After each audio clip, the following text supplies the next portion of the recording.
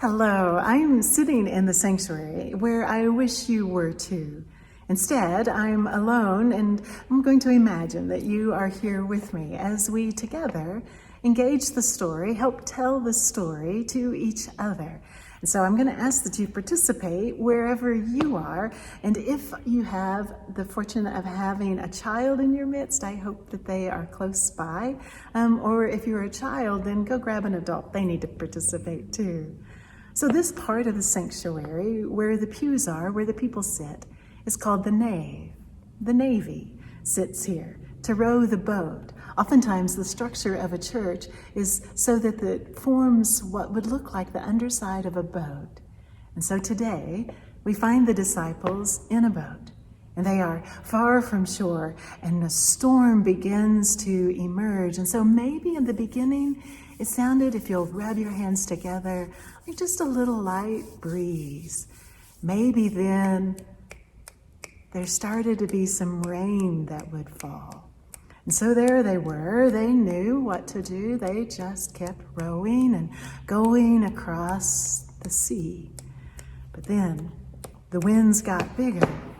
So if you'd stomp your feet, because sometimes faster and faster the storm blows up and it just fills the air with noise and thunder and it gets very frightening. And so it was that the disciples got very frightened and they saw Jesus coming across the waters and they cried out for help. And when in the story he got into the boat, the storm began to calm until it was quiet.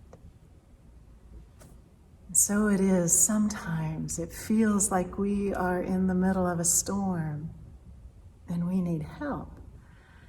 Help for it to be quiet again. So if you put your hand on your heart, maybe you can feel where the excitement of the energy that we expend in stomping our feet and making a storm quiets down again and our breathing settles.